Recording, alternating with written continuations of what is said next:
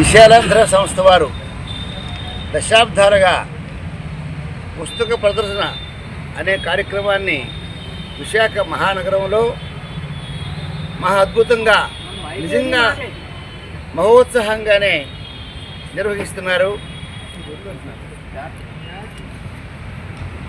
అందుకు గాను విశాలాంధ్ర యాజమాన్యానికి, అలాగే విశాలాంధ్ర యాజమాన్యంతో పాటు అరసం సభ్యులకు, పుస్తక ప్రియులకు కూడా నా హృదయపూర్వక అభినందనలు, నమస్కారాలు చెప్పుకుంటున్నాను. అసలు ఎందుకు ఈ పుస్తక ప్రదర్శన చేయాలి మనం? కారణం ఏంటంటే, గూగుల్ వచ్చిన తర్వాత పుస్తకము అని అంటే వాట్ ఈజ్ దిస్ అంటున్నారు పిల్లలు. ఏమయ్యా పుస్తకాలు చదువుతున్నావు అంటే, పుస్తకాలు ఏంటండి అవి అని అడుగుతున్నారు. ఇంకా ఇప్పుడు కొత్తగా ఏఐ వచ్చింది. ఇప్పుడు అంటే మీకు తెలుసు కదా, ఆర్టిఫిషియల్ ఇంటెలిజెన్స్, కృత్రిమ మేధ.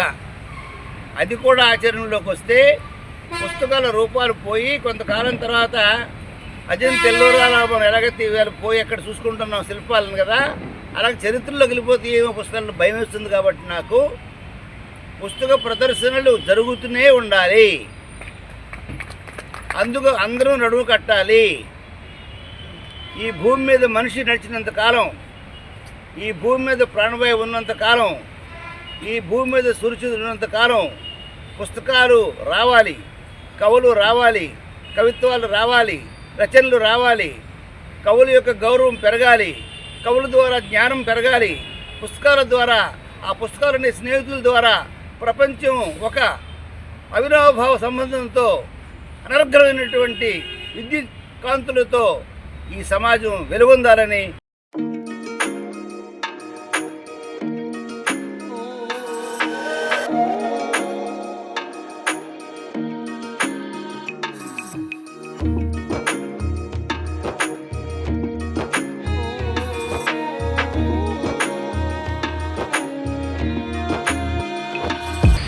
వినండి, రక్తనాళాల్లో రక్తం చేస్తున్న వృధ. వినండి, రక్తనాళాల్లో రక్తం చేస్తున్న వృధ. అడవుల్లో ఆకులు చేస్తున్న ఆక్రోశం, బహుజనుల ఆత్మగౌరవ ఆక్రందన, ప్రశ్నించే గొంతు స్వరాల అలజడి. వినండి, ప్రశ్నించే గొంతు స్వరాల అలజడి. గుండె గాయాల మోగ రోదనల సవ్వడి, గుండె గాయాల మోగ రోదనల సడి, నిక్షిప్తమై ఉన్న బాధల ప్రతిధ్వనులు. వినండి, నిశ్చేష్టై ముడుచుకుపోతూ పచ్చని అంకురాలకు ఆలవాలం కాని శాశ్వత శిశిర పత్రాల మనోక్షేత్రాల మీద మళ్ళీ మళ్ళీ స్వప్నమే జీవిస్తుంది. నిండు వెన్నెల్లో నీడల పందిరి వేసిన వాదం నిజాలు మొలకెత్తలేని మస్తిష్కంలో మళ్ళీ మళ్ళీ స్వప్నమే జీవిస్తోంది. నడి సంద్రానికి ఆవతల ఓ ప్రశాంత తీరం ఉంటుందన్న ఊహ, రెండు ఆల్చిప్పల నడుమ నీటి బొట్టు అందంగా చేసే విజయ దరహాసం. గుప్పెడు వెతుకులు కావాలి, కనీసం గుక్కుడు అంబలు కావాలి. అతుకుల బతుకుల ప్రపంచంలో పని దొరకదు, ఉపాధి లేదు. మనం చూస్తున్నాం నిజంగా మూర్తిభవ దైన్యాన్ని, హైన్యాన్ని, శుభితాసు కల్లోల నీరదుల్ని, తెచ్చ శవాకార వికారుల్ని. ఇది ఏ నాగరికత ఫలశ్రుతి, ఏ విజ్ఞాన ప్రకర్షక ప్రకృతి, ఏ బుద్ధదేవుని జన్మభూమికి గర్వస్మృతి. ద్వేషాన్ని ఎందుకో అదే పనిగా రేయింపగలు అదే పనిగా ప్రేమిస్తూ ఉంటాం. పక్కవాడంటే పిసరంతైనా పడదు. వారి కష్టాన్ని నష్టాన్ని కూడా పండగలా సంబరపడేంత ద్వేషం. కనిపించని మసక ఓట భావత్త లోతైనది, వికృత ఉన్మాద ముసుగు రూపం, నూరుగప్పిన నిప్పు, కంటికెదురుగా మొదలై ప్రపంచ అంచుల వరకు పాకే పచ్చని కార్చిచ్చు. రంగు పడదు, హంగు పడదు, అవర్ణమైన వర్ణశంకరమైన నిక్షిప్తంగా రగిలే పచ్చి హంతకి ద్వేషం. ఈ కవిత్వం యొక్క టైటిల్ పుస్తక పరిదేవనం.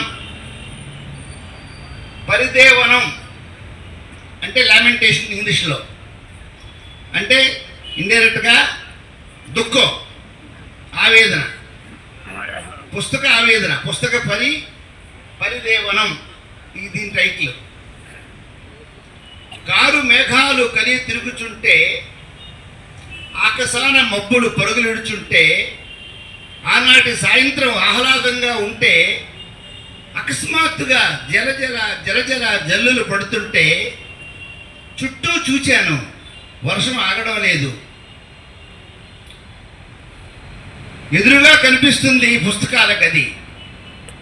ఒళ్ళు తడవకుండా గబగబా దూరేనందు.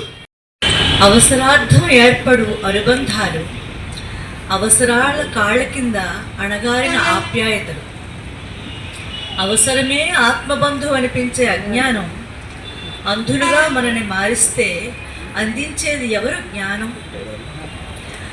ఆదరాభిమానాల సుగంధభరిత జీవితాలిప్పుడు అందం సుగంధం కోల్పోయిన వట్టి కాగితప్పూలు. చెప్పాను. అసలు ఎందుకీ శాపం ఆగని నరక కూపం. ఇల్లు గడవక కొందరైతే ఈ జుగుప్సనే కోరి మరికొందరు ఉన్నతమైన మైథునం ఇలా